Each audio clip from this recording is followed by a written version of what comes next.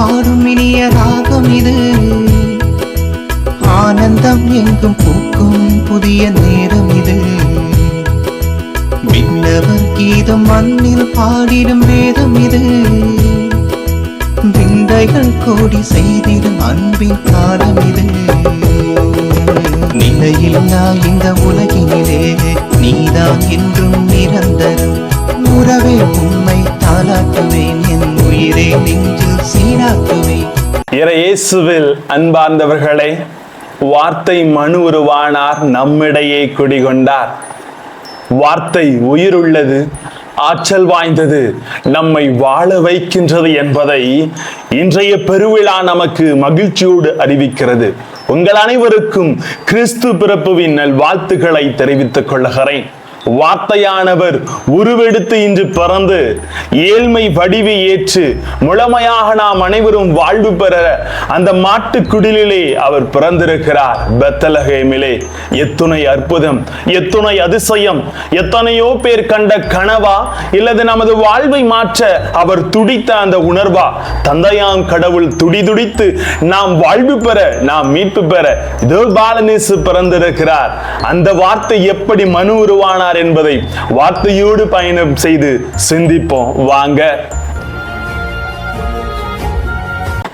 Praise the Lord. இயேசுவுக்கே புகழ், இயேசுவுக்கே நன்றி. இறைவனின் அருட்கரம் இதோ இந்த கிறிஸ்து பிறப்பு நல்வா நேரத்திலே உங்கள் அனைவரையும் மகிழ்ச்சியோடு வாழ்த்துகிறேன். இறைவன் உங்களோடு குடிகொள்வாராக. அன்பில் இணையவர்களே, உளி விழுவதும் வலி என நினைத்தால் பாறைகள் சிற்பங்கள் ஆகா. அதுபோலதான் இயேசுவை பெற்று வளர்ப்பது துன்பம் என அன்னை மரியாள் நினைத்திருந்தால் மனித குலம் அன்றே வீழ்ந்து போயிருக்கும், அழிந்தும் இருக்கும். நாம் மீட்பு பெற தனது உதிரத்தை கொடுத்து இதோ அந்த மகிழ்ச்சியை முழுமையாக நாம் கொண்டாடி எல்லோரிடத்திலும் இனிப்புகளையும் கேக்குகளையும் பரிமாறி மகிழ்ச்சியோடு கொண்டாடுகிறோம் இந்த கிறிஸ்து பிறப்பு விழாவை. எல்லோருக்கும் ஒரு ஆசை இருக்குங்க. ஆசைகள் பலவிதம், ஒவ்வொன்றும் ஒரு விதம் என்று சொல்லுவது போல விஞ்ஞானியை பொறுத்தவரையும் ஆராய்ச்சி செய்யணும்னு ஆசைப்படுகிறார்கள்.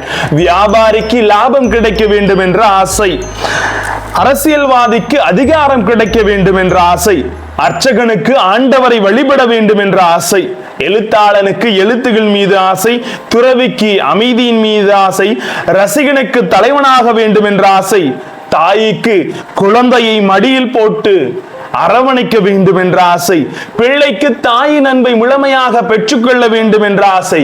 இப்படி ஒவ்வொருவருக்கும் ஒரு ஆசை இருந்து கொண்டு தான் இருக்கிறது. மனித குல வாழ்வில் சிறு பிள்ளை தொடங்கி இளைஞர் வயது வரையும் எல்லோருக்கும் ஒரு சில ஆசைகள் உள்ளத்தின் ஆழத்தில் கூடு கட்டி கொண்டு தான் இருக்கிறது. இப்படி ஆசைகளை கற்பனை வகையிலும் நிகழ் வாழ்விலும் ஒவ்வொரு மனிதரும் சிந்தித்துக் கொண்டிருக்கிறார்.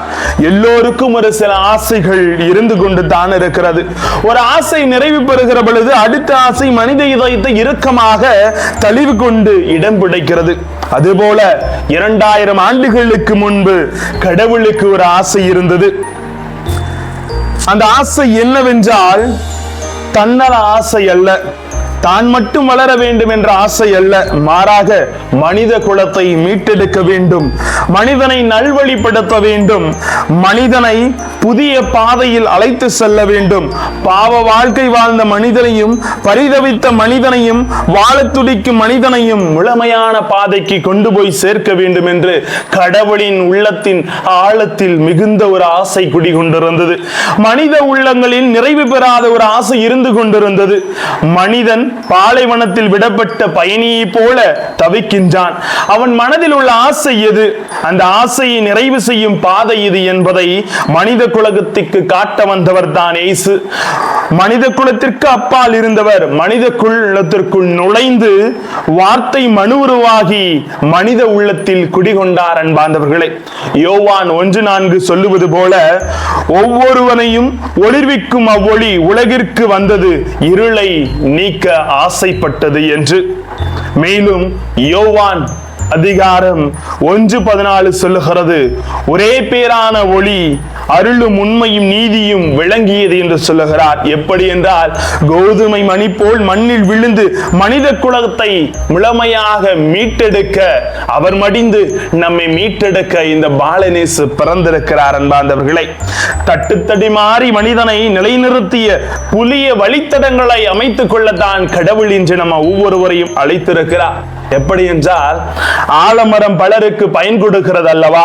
புயலால் அந்த ஆலமரம் சாய்ந்து போகிற நிலையில் இருக்கிற பொழுது அதன் விழுதுகள் அதை தாங்கி பிடிப்பது போல மனித வாழ்வை விழாது தாங்கி பிடிக்க விழுதாக மனித உருவில் மரியின் வயிற்றில் மாட்டுக்குடிலில் மார்கழி மாத குளிரில் தன்னொளிர் காட்டி தாய்மடி தவழ்வராக பிறந்தவர் தான் நம் அருள்நாதர் இயேசு. இவரை எப்படியெல்லாம் அழைக்கிறார்கள்? கிறிஸ்து என்னும் இயேசு என்று பிறந்துள்ளார். இன்று தாவீதின் ஊரில் உங்களுக்காக மீட்பர் பிறந்துள்ளார். மெசியா பிறந்துள்ளார். உலகின் ஒளி பிறந்துள்ளார். அரசர்க்கெல்லாம் அரசர் பிறந்துள்ளார். நமக்காக ஒரு குழந்தை பிறந்துள்ளது. இயேசு பிறப்பு ஏதோ திடீரென்று நிகழ்ந்த ஒரு நிகழ்வல்ல. மாறாக மனித தேவைகளையும் அர்த்தமுள்ள ஆசைகளையும் எதிர்பார்க்கும் நல்ல எண்ணங்களையும் நிறைவு செய்ய முன்கூட்டியே அறிவிக்கப்பட்டு மனிதனை மீட்க மனிதனாக பிறந்தார் என்று திருவுவிலியை நமக்கு அழகாக சொல்லித் தருகிறது. இன்றைய வார்த்தைகள் வழியாக இருளிலோர் பேரொளியை காணவும் மரண நிலையில் ஒளி உதித்து சுடர் ஒளி வீசவும் அவர் முழுமையாக பிறந்துள்ளார். அன்பார்ந்தவர்களை, அன்று மாட்டுக்குடிலில் இருள் சூழ்ந்த இடம், இரவு வேலை, கடும் குளிர், வேதனை, தனிமை, இட மறுப்பு, இந்த சூழலில் பலரால் புறக்கணிக்கப்பட்ட இயேசு பிறந்தார். கரடுமுரடான இடமாக இருந்தாலும் முட்டி முளைத்து வளர்ந்து பலருக்கு பயன் தரும் கடுகுமணியை போல உலகின் எழுச்சி தோன்றினார். நாமும் கிறிஸ்துவின் முழு பருவத்தின் அளவை அடைந்து முதிர்ச்சி பெற்று மனிதனாக வேண்டும் என்று கிறிஸ்து இன்று பிறந்துள்ளார். ஆம் அன்புக்குரியவர்களே, உலகின் ஒளி நமக்காக உதித்துள்ளது. நாம் அனைவரும் உதவும் கரங்களாக, அன்பை பகிரும் கரங்களாக, ஒருவர் மற்றவரை ஏற்றுக்கொள்ளுகிற கரங்களாக வாழ வேண்டும் என்பதுதான் கிறிஸ்து பிறப்புவின் முழுமையான எதிர்நோக்காக இருக்கிறது. அன்பார்ந்தவர்களே, ஏனென்றால் இயேசுவின் வரலாறு அப்படி.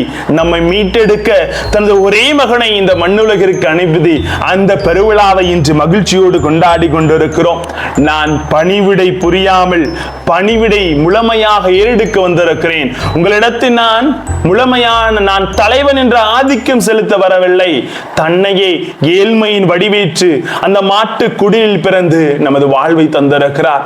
800 ஆண்டுகளுக்கு முன்பு ஒரு புனித பிரான்சிஸ் அசிசியார் இதோ இந்த குடிலை மக்கள் அனைவரும் அறிந்து கொள்ள வேண்டும், ஆண்டவர் இயேசுவின் பிறவை தெரிந்து கொள்ள வேண்டும் என்று லைவா ஒரு குடிலை அவர் அமைத்து எல்லோரையும் அன்றிலிருந்து ஆண்டவன் பிறப்பை மகிழ்ச்சியோடு ஏற்க செய்திருக்கிறார்.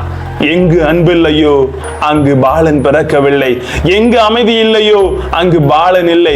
எங்கெல்லாம் நாம் அமைதி ஏற்படுத்தாமல் வாழ்ந்து கொண்டிருக்கிறோமோ அங்கெல்லாம் நிச்சயம் அவர் பிறக்க மாட்டார். அமைதி ஏற்படுத்துவரிடத்திலும் அன்பை விதைப்பவரிடத்திலும் ஆறுதல் தருகின்ற இடத்திலும் பாலனேசு பிறப்பார். மீட்பு உங்கள் அனைவருக்கு கிடைக்கும். இந்த பிறப்பு விழாவில் விருப்பு வெறுப்புகளை களைந்து உள்ளத்து உணர்வுகளை பகிர்ந்து கொள்வோம், வாழ்த்து கூறுவோம். உள்ளத்திலும் உணர்விலும் இல்லத்திலும் இறை மகிழ்ச்சி எங்கும் பங்கட்டும். மீண்டும் ஒரு முறை உங்கள் அனைவருக்கும் ஹாப்பி கிறிஸ்துமஸ், கிறிஸ்து பிறப்புவின் நல் வாழ்த்துக்கள். ஜெபிப்போமா? அன்பு இறைவா, ஏழ்மையின் வடிவேற்று எங்கள் வாழ்வுளை எழுச்சியை கொடுக்க பாலன் பிறந்திருப்பது போல, அந்த வார்த்தை மனு உருவாக மாறி இருப்பது போல எங்கள் வாழ்விலும் நாங்கள் அன்போடும் மகிழ்ச்சியோடும் அமைதியோடும் ஒருவர் மற்றவரோடு பகிர்ந்து வாழ எங்களோடு தங்கும் ஆண்டவரே. Praise the Lord. Dashing through the snow in a one-horse open sleigh, o'er the fields we go.